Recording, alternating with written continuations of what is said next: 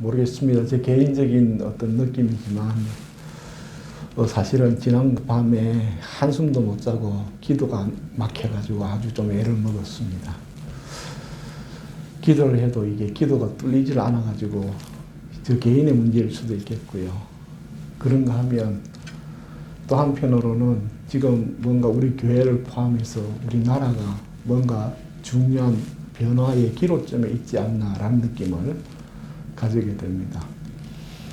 기도를 해도 깜깜한 거예요. 그래서 평상시 같은 기도하면 쭉 그냥 자연스럽게 기도가 흘러나오는데 한 12시쯤 되어서 기도를 하는데 이게 막막해서요. 한 3시간, 4시간을 그렇게 실험을 하다가 5시쯤 되어서 기도가 조금 뚫리는 걸 느꼈습니다. 나라를 위해서 기도를 많이 해야 될 것 같습니다. 그리고 우리 교회를 위해서도 기도를 많이 해야 될 것 같습니다. 긴장감이나 위기감을 주고자 하는 것이 아니라 뭔가 큰 변화가 있기 때문에 새로운 기대감을 가지고 우리가 기도를 해야 될 때가 아닌가라는 것을 생각해 보게 됩니다. 영혼을 세우는 것이 무엇일까? 참 이 주제는 제가 목사가 되고 난 다음에 주님 영혼이 무엇입니까? 라는 질문부터 시작해서 영혼이 잘 되는 것이 무엇이고 또 영혼을 세우는 것, 영적인 삶, 영성이라는 것이 무엇입니까? 지단하고 부단히 제 컴퓨터 파일에 들어가면 이것에 대한 고민의 흔적들이 수만 페이지가 넘습니다. 그러면서 조금씩 알아갑니다. 이 영혼이라는 것은 어떻게 쉽게 정의 내릴 수는 없는 것이지만 그러나 육체가 진짜가 아니라 이 영혼이 우리의 진짜 본질이다라는 사실을 조금씩 체득해가고 정리해가고 있는 것이죠. 이 시대는 사람들이 참 다 스타가 되려고 그럽니다.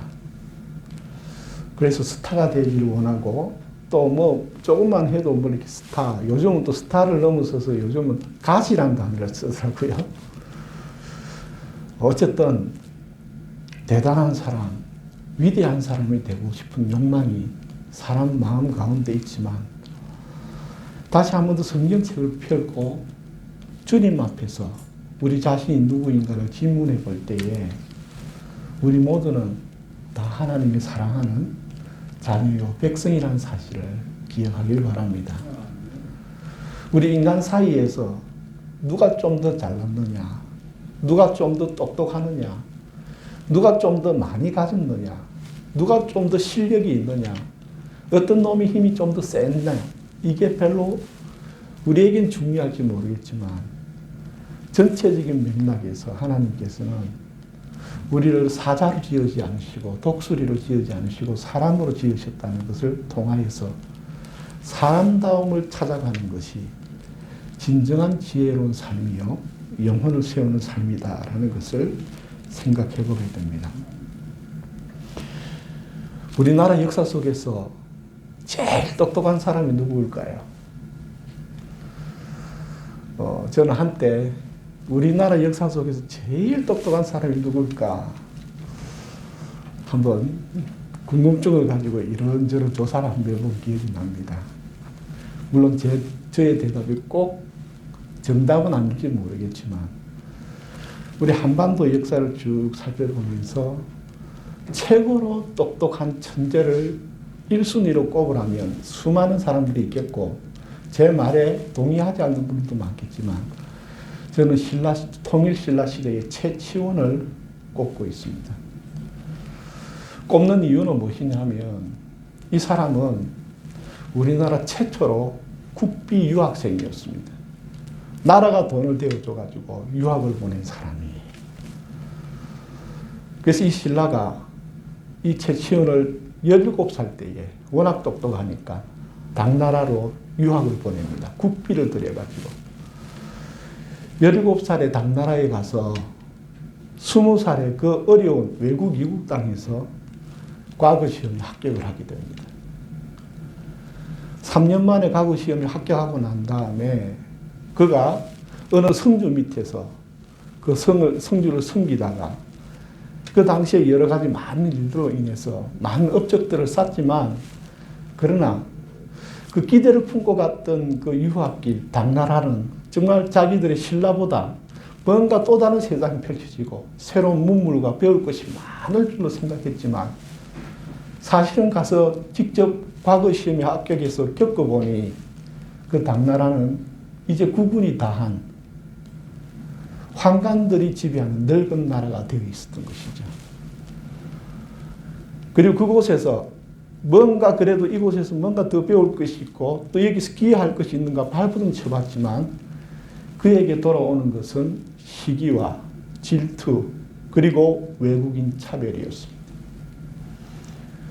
그래서 그는 최치원의 글이 지금까지 남아있는 글이 몇 개가 없지만 아직까지 남아있는 최치원의 일생을 자기가 표현한 식구가 하나 있습니다. 이런 식구입니다.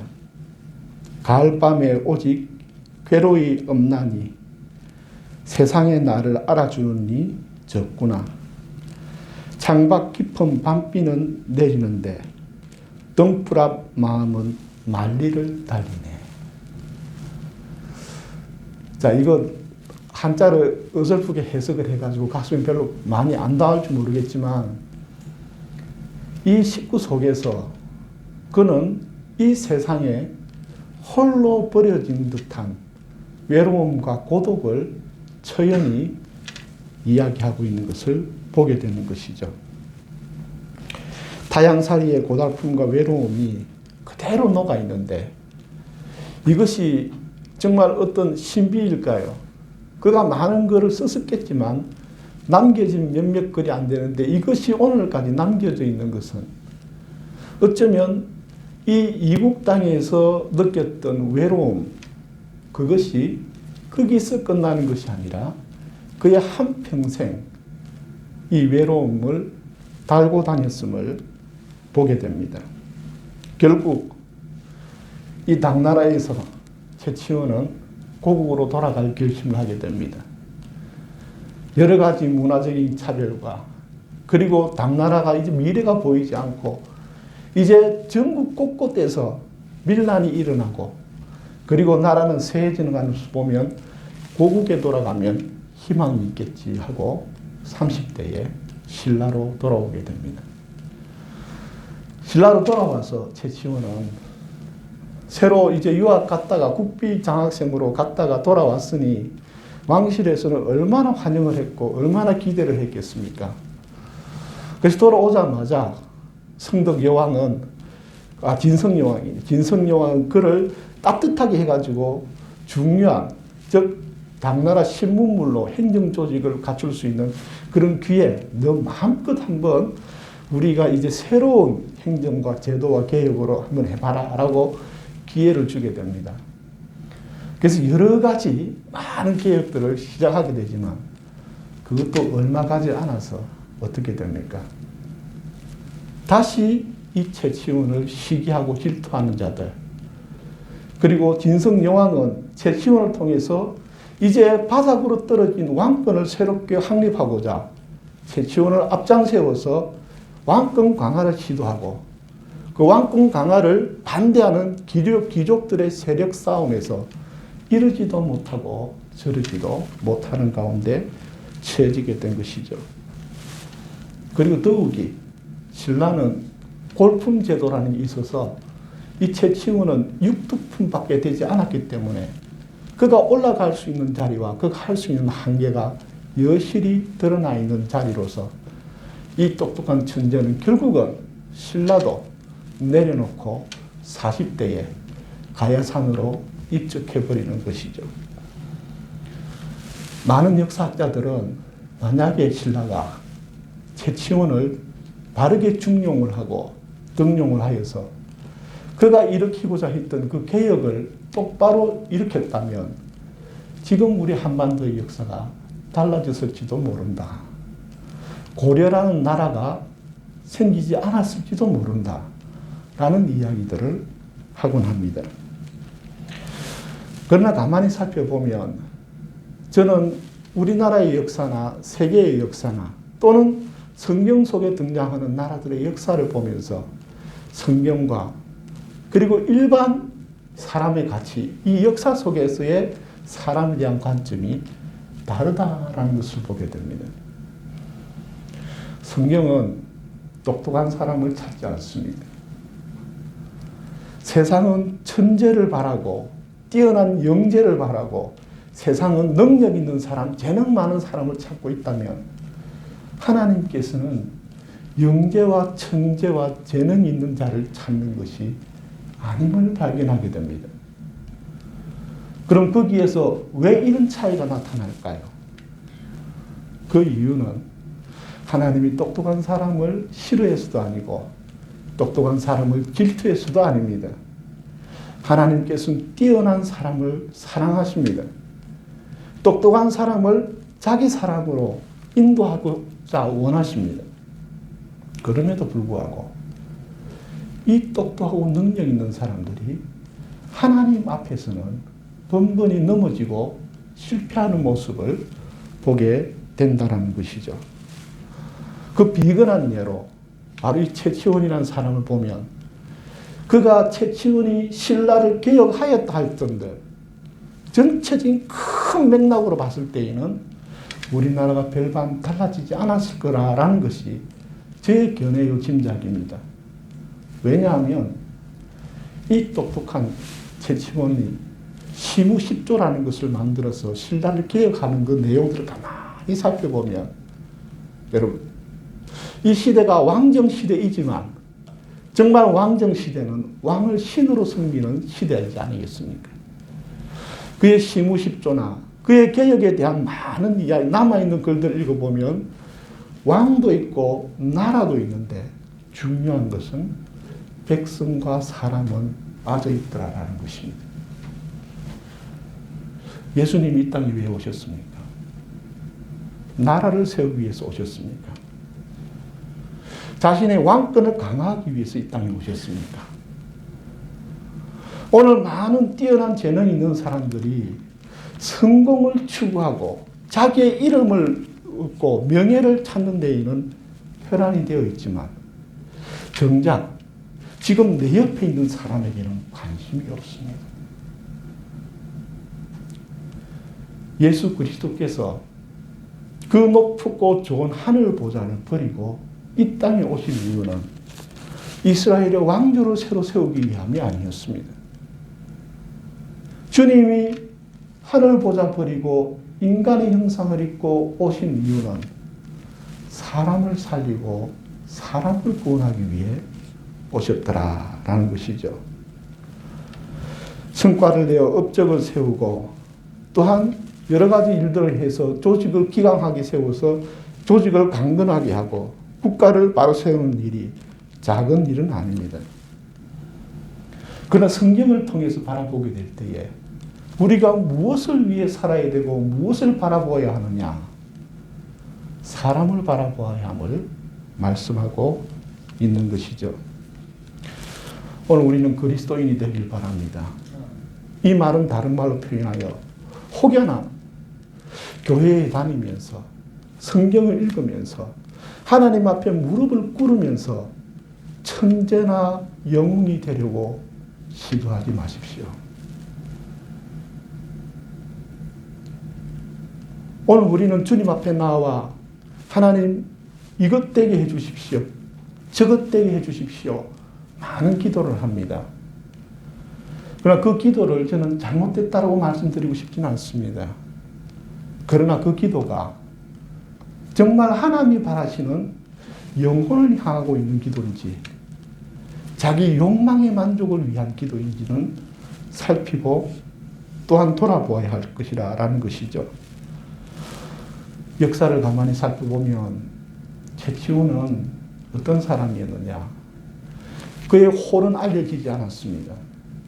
그런데 어느 한 기절에 채치온이 어렸을 때부터 불렸던 자, 즉 별명이 있는데 그 별명이 무슨 별명이 있느냐. 고운이라는 별명이 붙어 있습니다. 이 고운이라는 말 뜻은 무슨 뜻이냐? 외톨이 구름이라는 뜻입니다. 외톨이 구름. 즉 다시 말하면 이 채치원이라는 이 천재는 다른 아이들보다 뛰어나고 우수하였지만 외톨이였다는 사실을 느끼게 해주는 것이죠. 여러분, 여기서 중요한 것이 있습니다. 그가 뛰어난 재능을 가지고 있었으나 그의 성공을 위해서 그 재능만 발휘되었을 때에는 오히려 그는 쓰임받지 못하고 버림을 당하였습니다. 그는 왕권을 강화하기 위해서 행정제도와 모든 것을 개혁하고 고치고 왕을 섬기려 하였으나 사실 그가 신으로 섬겼던 그 왕은 채치원을 등용하지도 못했고 그를 안전하게 지켜주지도 못했습니다. 천재나 영웅이 된다는 것, 지금 우리는 눈에 번뜩한 것 같지만 지금 이 채치원을 두고 다시 한번 살펴보니 여러분, 천재나 영웅이 된다는 것 다 부질없이 지나가는 과거의 허상으로 남게 됨을 보게 되는 것이죠. 복음의 방향은 성공이 아니라 사람을 향하고 있습니다. 우리의 시선은 하나님을 향하고 있다면 그 하나님은 우리가 상상하고 생각하는 파라다이스가 아니라 하늘 보좌를 버리고 이 땅에 내려오신 예수 그리스도를 바라보는 것입니다. 우리가 살아야 할 이유는 두 가지입니다. 이것을 깨닫는데 꽤 오랜 시간 걸렸습니다. 왜 살아야 될까? 우리가 지금 여기에서 살아야 될 이유는 두 가지인데 첫 번째는 바로 우리의 영혼이 죄와 어둠에서 건진받기 위함입니다. 우리가 사는 이유는 더 많은 물질을 가지고 우리 아파트 평수를 늘리고 통장의 잔고를 높이는 것, 이것도 나름 재미있는 삶일 수는 있겠으나 그것이 우리의 영혼을 보장해 주진 못하는 거예요. 우리가 오히려 부지런히 돈을 벌고 우리가 부지런히 우리의 재능을 갈고 닦아서 우리가 열심히 살아야 될 이유는 다른 데 있지 않고 우리의 영혼을 죄와 어둠의 속박에서 건지기 위해 돈을 벌고 수고하고 노력해야 한다라는 것이죠. 나머지 하나는 무엇일까요? 바로 나와 우리 가족과 이웃의 영혼을 빛 가운데로 인도하기 위해 우리는 살아야 할 이유를 가지고 있다는 것이죠. 우리가 고단하고 힘든 삶을 견디며 살아가는 이유는 다른 데 있지 않습니다. 영혼을 살기 위함입니다. 영혼을 세우기 위함입니다. 사람을 살리고 세우기 위함이라는 것이죠. 중국의 선교사였던 허드슨 테일러라는 분의 선교사님이 한평생을 그 불모지인 중국 땅에서 복음을 전하고 이제 은퇴를 하여 모국으로 영국으로 돌아가서 영국에 있는 선교사 후배생들을 가르치는 남은 여생을 살고 있을 때에 선교사 후보생, 중국 선교사 후보생들로 모인 그 젊은 후학들에게 항상 빠지지 않고 물었던 질문이 있었습니다. 그 질문은 무엇이냐? 이 테일러는 1:1 면담 시간을 가져서 그 선교사 후보생들에게 이렇게 질문했습니다. 당신은 왜 중국 선교사가 되려고 합니까? 책에는 이렇게 소개되고 있습니다. 당신은 왜 중국 선교사가 되려고 합니까? 라고 물었을 때에 어떤 분은 이렇게 대답합니다. 중국에 문맹 퇴치를 하고 싶습니다. 그들이 글자를 몰라가지고 어려움을 당하는 사람들이 너무너무 많은데 그를 가르쳐서 그들이 좀 더 나은 삶을 향해 나아갈 수 있는 발판을 제공해 주고 싶습니다. 또 당신은 왜 중국 선교사가 되려고 합니까? 저는 공산주의와 유교 문화에 불 젖어 있는 그 중국의 기독교 문화를 세우고 싶습니다. 당신은 또 왜 중국 선교사가 되려고 합니까?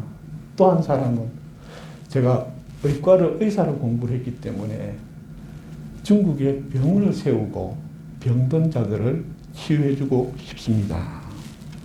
또 당신은 뭘 하기를 원합니까? 그곳에 가서 성경을 가르치고 신학교를 세워서 그들을 돕고자 합니다. 허드슨 테일러가 그 한 사람 한 사람에게 축복하고 권면합니다.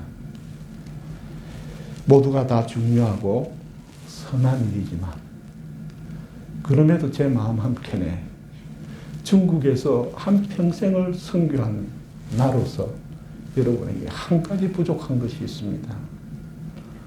다 훌륭하지만 이 한 가지가 빠져 있습니다. 그것이 무엇인가 하면 중국 사람들과 그들의 영혼을 사랑하는 마음이 있어야 됩니다.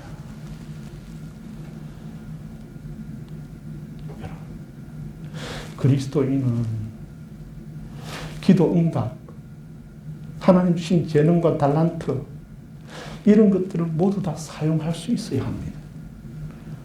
그리고 우리 환경과 삶의 이 시대에 처해진 환경 속에서 우리가 감당해야 될 사역들이 분명히 있습니다.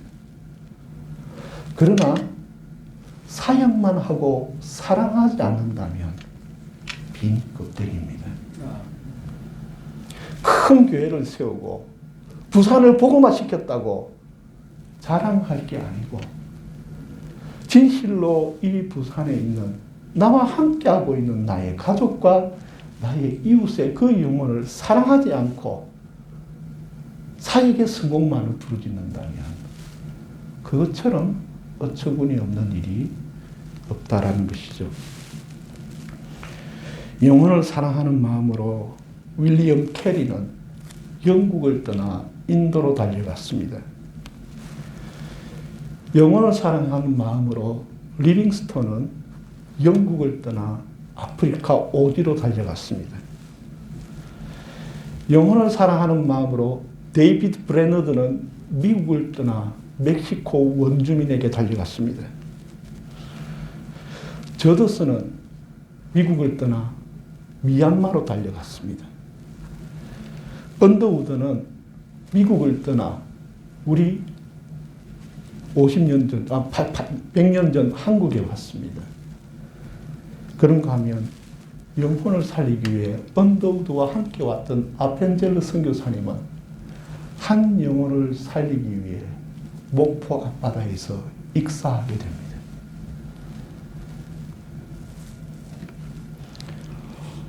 무엇이 가치 있는 삶일까요? 주님이 이루신 다 이루었다 테텔레스타이는 어디에서 외쳐졌을까요? 높은 궁전 위에서 멋진 광장의 테라스 앞에서 다 이루었다라고 말씀하신 것이 아니라 저주의 형상인 나무의 십자가에 매달려 다 이루었다라고 말씀하셨습니다. 여러분, 우리가 사는 이유는 살기 위해서 사는 것이 아닙니다. 우리의 생명의 가치는 오래 사는 데 있지 않습니다. 진정으로 나의 생명이 가치 있다면 가치 있는 것에 쏟아 부어질 때에 그 삶이 가치 있는 것입니다. 사람을 살리고 영혼을 세우는 일이 가장 가치 있는 일이라 생각되어집니다. 좋은 일도 많고 훌륭한 일도 많지만 정말 나의 생명을 가장 값진 곳에 쏟아 부을 수 있는 것이 무엇일까? 여러분, 영원한 그 영혼에 내 생명과 재능을 쏟아 부을 때에 그 삶이, 그 생명이 가장 가치 있지 않겠습니까? 성공하지 말란 말이 아닙니다. 우리가 이 땅 가운데 주님이 주신 복락을 누리기를 주님의 이름으로 축복합니다. 그럼에도 우리가 기억해야 될 것은 잠깐 있다가 없어질 그 복락에 취해 살아가서는 안 된다라는 것입니다. 사람을 살리는 일에 힘써야 할 것입니다. 영혼을 살리기 위해 내 재능과 내 시간과 내 능력을 쓸 수 있는 지혜가 있기를 바랍니다. 그렇습니다. 사람을 살리는 일, 영혼을 세우는 일은 편한 길도 아니고 쉬운 길도 아닙니다. 오히려 성경을 바라보니 사람을 살리고 영혼을 세우는 그 일에는 눈물과 땀과 피를 쏟아부어야 함을 보게 됩니다. 그럼에도 나의 가장 소중한 액체인 이 땀과 눈물과 피를 쏟아부을 만한 가장 가치 있는 곳이 바로 그 영혼에 있다라는 사실입니다. 오늘 예수님께서 오셔서 회당을 두루 다니시며 그들에게 전도하시고 그리고 그곳에서 많은 귀신 들린 자들을 쫓아내셨다라고 말씀하고 있습니다. 여러분, 귀신 들린 자는 정말 쉬운 상대가 아닙니다. 이 귀신 들림이라는 것은 한 번으로 끝나는 작업이 아닙니다. 저도 축사 사역을 꽤 오래 해봤기 때문에 정말 귀신을 쫓아내어도요, 이 사람이 온전히 변화되기 전까지는 계속해서 들락날락하고 더 나빠질 때도 수없이 많기 때문에 모든 일들이 단번에 이루어지는 일이 아닙니다. 물론 복음서에서는 예수님 이 시기에 단번에 귀신이 쫓겨나갔다라고 볼 수도 있겠지만 또 한편으로는 이 복음서는 결과론적인 이야기를 하고 있기에 예수님이 귀신을 쫓아내셨는데 단번에 쫓아내었다라고 확정지어서도 안 됩니다. 정말 귀신을 쫓아내는 일은 부단한 수고와 부단한 인내와 부단한 희생과 헌신이 있어야만 가능한 일입니다. 왜냐하면 이 귀신 들렸다라는 것은 보편적으로 조금 쉽게 표현하자면 잘못된 망상과 잘못된 감정에 붙잡혀 살아가기 때문입니다. 끝으로 돌아볼 때에는 다중인격적인 귀신의 증상이 보이지 않는다 할지라도 여전히 하나님을 멀리하고 세상을 쫓아가는 그 세상 중심의 가치관을 가지고 있는 사람, 그 한 사람을 주 예수께로 옮기고 그 생각과 그 감정의 방향을 돌이키게 한다는 것은 수많은 인내와 고통을 감내해내야 된다라는 것이죠. 한 아이가 저절로 성장하지 않는 것처럼 한 영혼이 돌아오기까지 많은 수고와 희생이 필요하다라는 것입니다. 그러나 분명한 것은 그 한 영혼은 그 많은 수고와 노력을 바칠 수 있을 만큼 소중하다는 사실을 기억해야 합니다. 주님은 십자가를 지시기까지 인류를 포기하지 않으셨습니다. 그러므로 우리도 그 한 영혼을 위하여서 조그마한 수고해보고 포기하는 일이 없기를 바랍니다. 우리 또한 영혼을 끝까지 포기하지 않고 사랑으로 돌보고 세우는 자들로 우리의 삶을 헌신하기를 간절히 바랍니다. 이 시대에 예수 믿기가 쉽지 않다, 전도하기가 쉽지 않다, 다 맞는 말입니다. 그러나 주님이 함께 하심을 믿고 주님의 방법대로, 주님이 가르친 대로, 주님이 십자가에 달리신 것처럼 우리가 우리 스스로 십자가를 감내하는, 정말 십자가를 감내할 만큼 그 영혼을 사랑할 준비가 되어 있다면 불가능은 없습니다. 여러분, 오늘 이 시간 우리가 다시 한 번 더 무엇이 중요한가를 살피고 우리가 세워야 할 것은 높은 성공의 상아탑. 이제 우리 그것 쳐다보지 말고 한 사람 한 사람의 그 영혼이 천하보다 귀하기에 그 영혼을 세우는 자로 쓰임 받기를 원합니다. 나의 영혼이 언제 세워질까요? 이 부분도 참 고민을 많이 했습니다. 그리고 과거로부터 2000년의 기독교 역사를 훑어보면서 영혼을 세우는 비결에 대해서 수만 페이지를 읽었습니다. 사마귀 수도사부터 시작해서 현재에 있는 여러 수도원의 영성훈련까지 흉내도 내보고 따라도 해보고 글도 읽어봤습니다. 그리고 지금에 와서 분명하게 와닿는 확신 한 가지는 내 영혼을 세우는 비결은 내 옆에 있는 영혼이 세워지도록 도울 때에 내 영혼도 세워지더라라는 사실이거든요. 여러분, 영혼을 보고 사랑하십시다.